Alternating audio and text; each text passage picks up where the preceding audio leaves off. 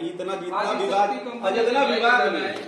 विवाद में पंकज का वीडियो चला है, अगर उतना विवाद में अगर मिलियन व्यूज ना आए गाना में, तो पंकज कुछ बच कर ले चलो। अभी बोलो जितना पंकज को सपोर्ट आप लोग इस विवाद के लिए किए हैं, इसके गाने पे कीजिए तो पंकज का गाना हिट करा। जितने यूट्यूबर लोग हैं, जितने लोग चढ़ाए हैं, इस भाई के गाने का प्रमोशन करेंगे, उस दिन मुझे आप लोगों की मोहब्बत दिखेगी। इस भाई को आप लोगों ने इतना सपोर्ट किया है।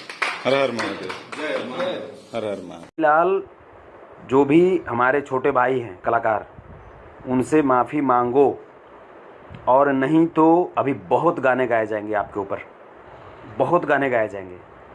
और अगर आप इसी तरीके से अगर छोटे कलाकारों का शोषण करते रहे तो फाइनली हद को मैं पार करूंगा और मैं गाने गा दूंगा। मैं तो का हाल बा भाई लोग, तो उनके पता हो नु कि भोजपुरी इंडस्ट्रीज में एगो विवाद चला था खेसारी भैया और पंकज सिंह के खिलाफ। तो ये विवाद नु फाइनली आज ख़त्म हो गई बा।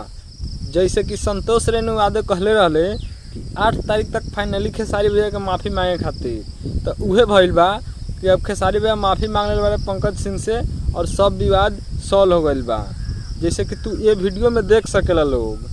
नमस्कार, प्रणाम आप सबके भाई अखिलेश कश्यप।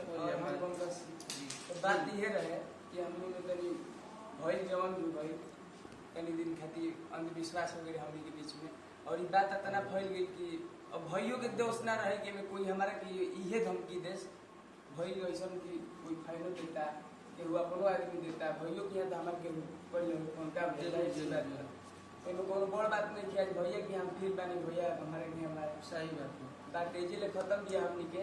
और एमे केहू के मजा ले के जरूरत नहीं है कि जान मार दे, चाहे जान उनका जान के खतरा बे में हम लोग भाई। नॉर्मल बात भी है कि हमरो के यहाँ जितना गई हुई धमकी आई बटे इधर बर्बाद कर दिन भइयो के यहाँ तो मान लो वही टाइप की का बिल्कुल खेसारी बोल जान की धमकी कहां देली बड़े जान की धमकी भैया तो उतना फेस टू फेस ना दिले, मतलब ई रहे लगाओ भाई भैया ले सब चीज खत्म बा।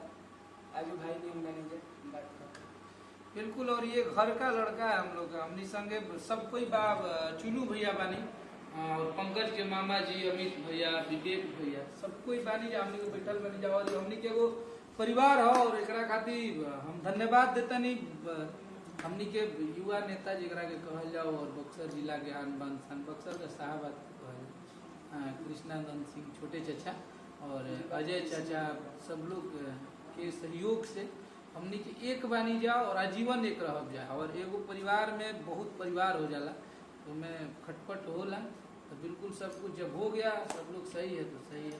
और ये भाई है, इसको आप लोग सपोर्ट करिए।